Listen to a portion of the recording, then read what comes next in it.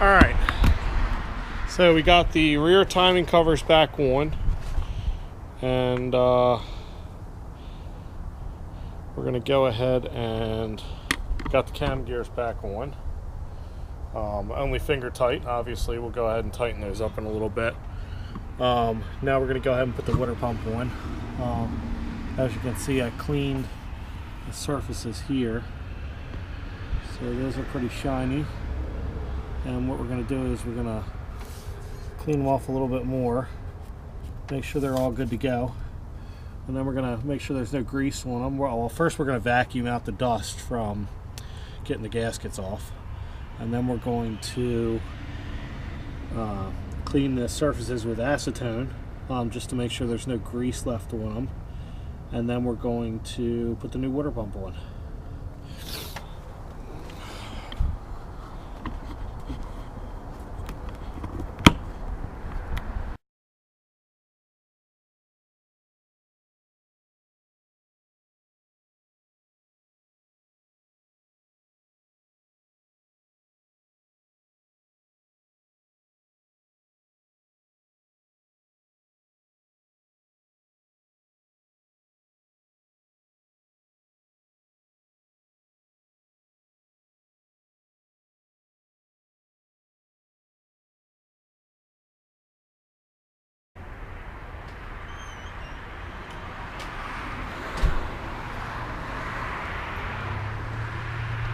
Alright, so what I did was I took a wire wheel to the bolts to make sure there was no extra RTV sealant or anything like that stuck in the threads.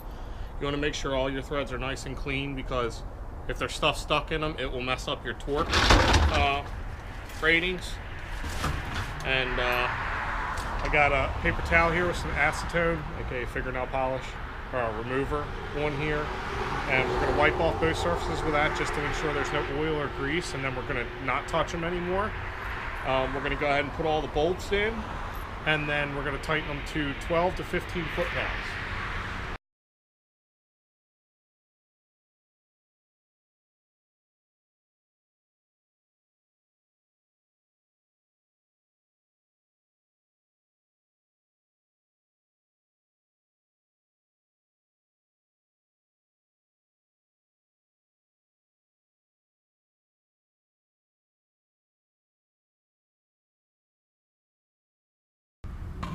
I wanted to give you guys a little view of my throttle body coolant line delete. So I went a little farther than most people go and actually removed them all the way down to here. So as you can see, it's kind of hard to see, but down there in the corner I got one hose right here that attaches to a lower piece and goes to the other side right here.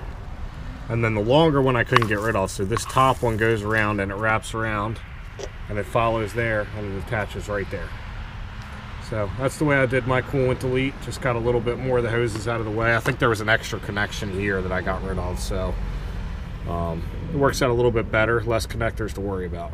So, all right, so good news for today. We've got our tensioner in. I already got it compressed down to 4 millimeters. Then basically what we're going to do is we're going to install it and then let the holding bolt out and make sure it holds between, I think it's 4.2 and 5.2 millimeters. So basically it shouldn't move at all if we have it installed properly. First thing we got to do is go ahead and try to tighten our exhaust and intake gear bolts, cam gear bolts, and then from there we'll try to go ahead and get the belt installed, hopefully before it gets too dark. Because you know we got to make sure all those marks line up. So here we go.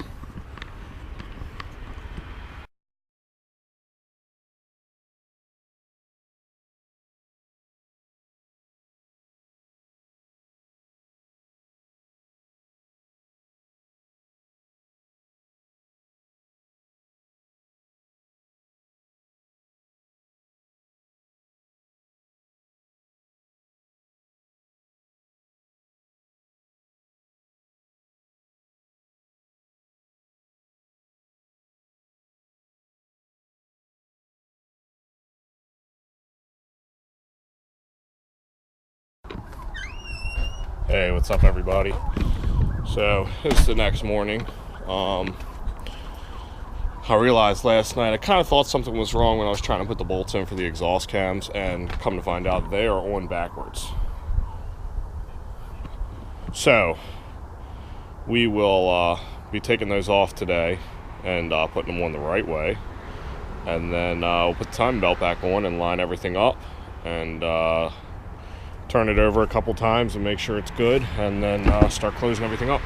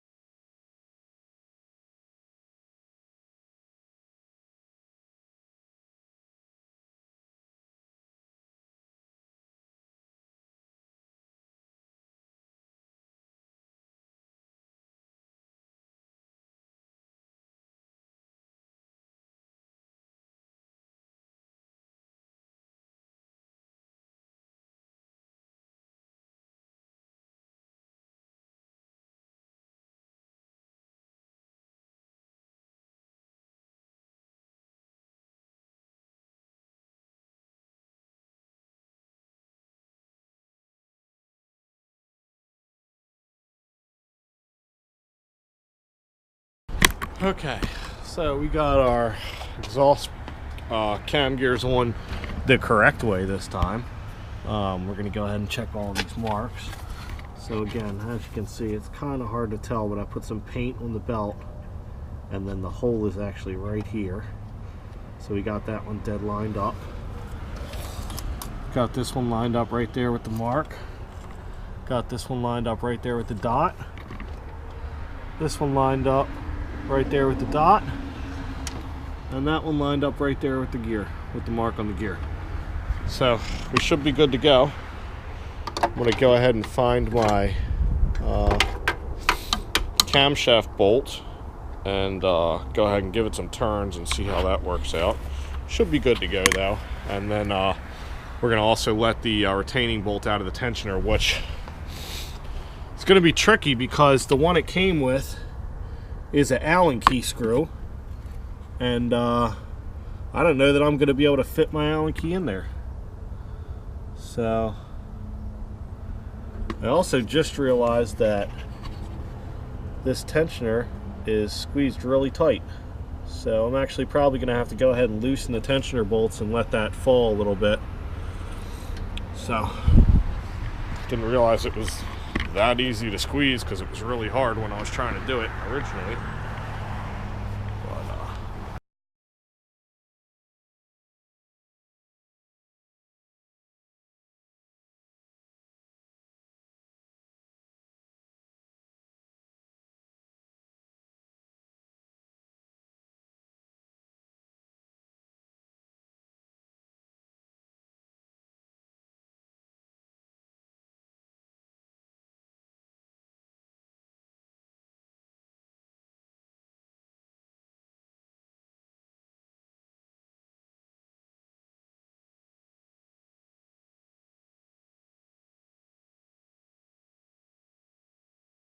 Alright, so we're at the point where we got to put the timing covers on, so I'm going to go ahead and try to get new gaskets for the timing cover bolts, or spacers, whatever you want to call them, and a couple other little things we need. So we'll be back in a little bit. See ya. Alright, so I'm back. Went to the Nissan dealership and got our fuel rail grommets. I went to a junkyard and tried to get some valve cover gaskets, but I couldn't find any good cars to pull them off of, so that's kind of a bust. I also was looking for the metal rectangular clips that hold some of these connectors on that were missing, and can't seem to find those either. So we're gonna have to figure out another solution for all that, or You know, wait till I can figure out where to get them from. But for right now, we're going to go ahead and try to get the fuel rail back in, and then we're going to put the freeze plugs that I got to block where the PCV system used to attach to the exhaust valve covers, and we're going to use those to block those off, and then we're going to try to put the upper intake manifold back on and get all that straightened out. So here we go.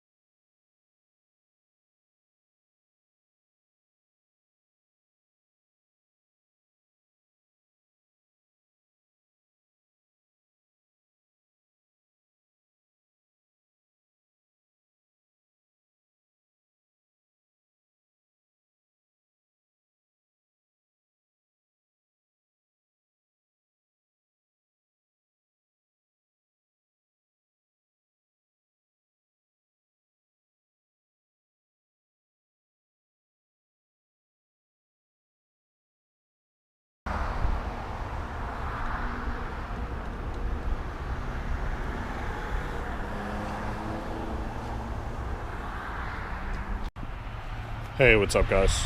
So I just wanted to give you a quick final video of what we got going on here. So lower timing covers on, water pumps in, gears are all back on, Everything is back together up here in the top. So we got all of our injectors plugged in. Wiring harness is all done. Everything back there is all done. What I did with the IC is I just kind of deleted that metal pipe and just ran it. You can see it right here. And I just ran it around and reconnected it back to where it was. For right now, I have my PCVs hooked back up to here too. Eventually, we're going to put some breathers down here or something for that. But I don't have anything to plug these ports on the intake, and I'm probably going to end up getting some new intake pieces. So we just left those off for right now. Same thing on this side. And then we went ahead and just plugged the vacuum ports. So that's about it for right now. I also got a new battery. This piece was broke already, so I just kind of broke the rest of that off. We'll have to find a new one of them at some point in time. I'm assuming you're supposed to be able to remove it to get to the battery, but this screw is really stripped. So, you know, we'll eventually be taking care of that too. But I got a new battery, and I just put these kind of crappier looking connectors on them. So, but that's where we're at right now. Get some more stuff done tomorrow. See you guys.